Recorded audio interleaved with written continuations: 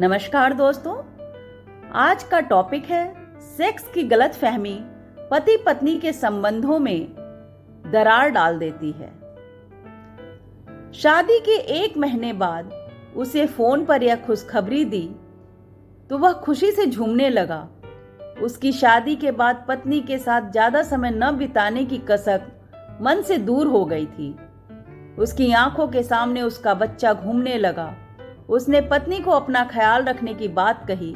इसके बाद वह फैक्ट्री के काम करने के लिए चला गया।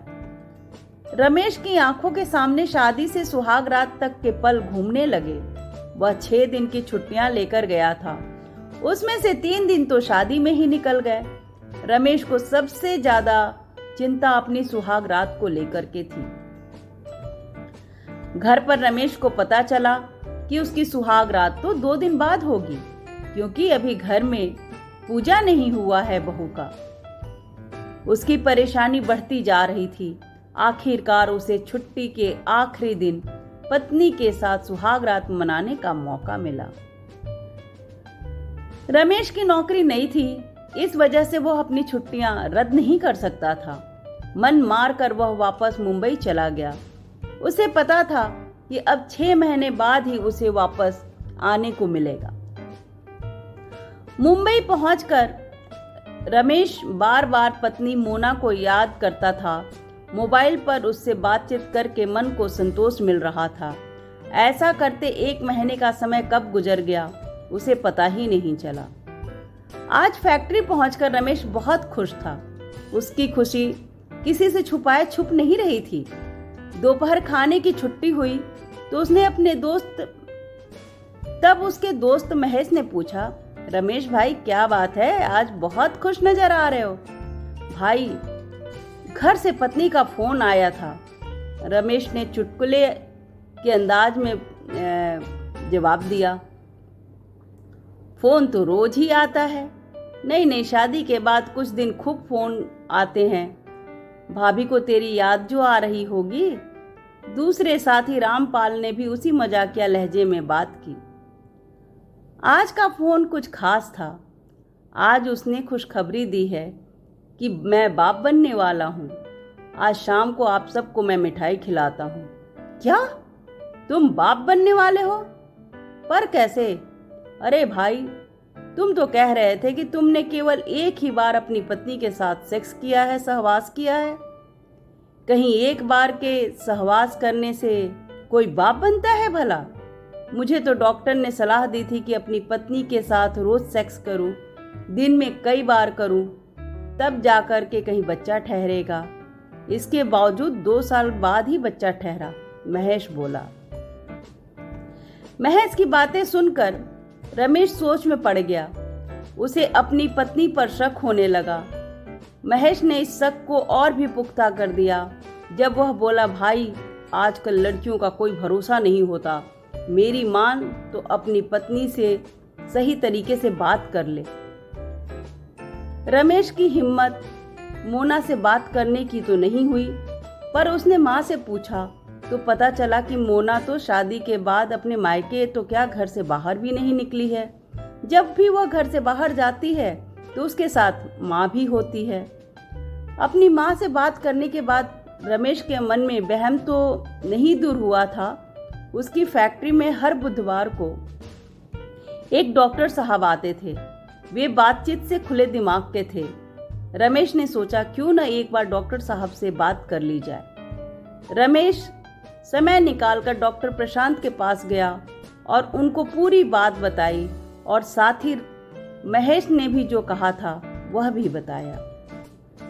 रमेश की बात सुनकर डॉक्टर प्रशांत समझ चुके थे कि नासमझी में महेश ने जो कह दिया है उससे रमेश के मन में शक का कीड़ा घुस गया है। जब तक पूरी बात नहीं समझाई जाएगी तब तक यह बात सुलझेगी नहीं।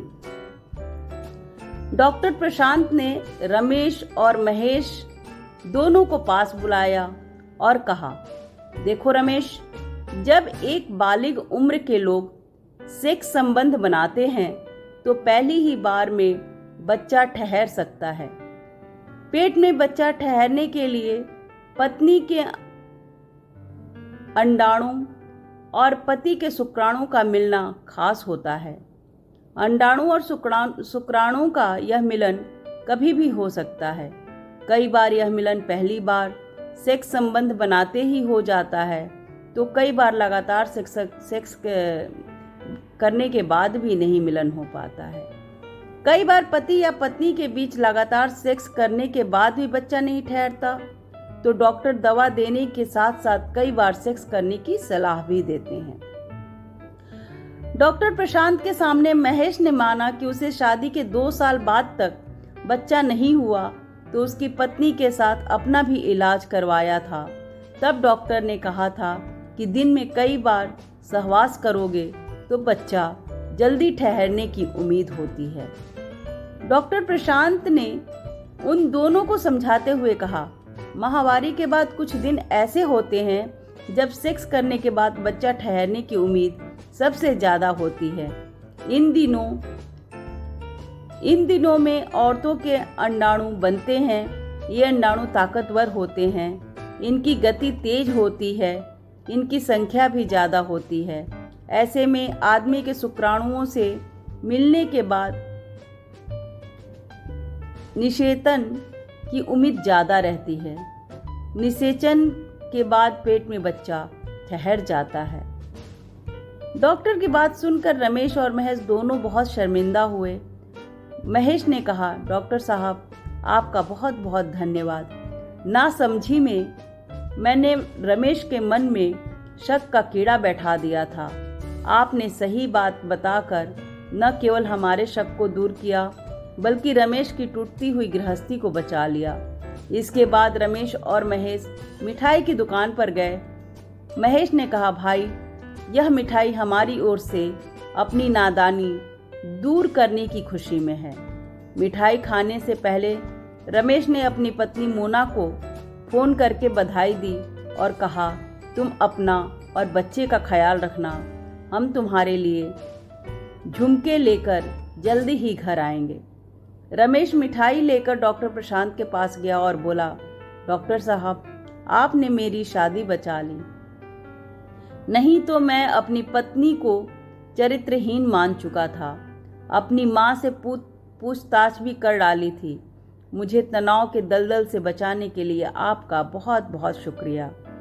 गाइस, अपने दोस्तों से हम अपनी खुशियाँ शेयर करते हैं।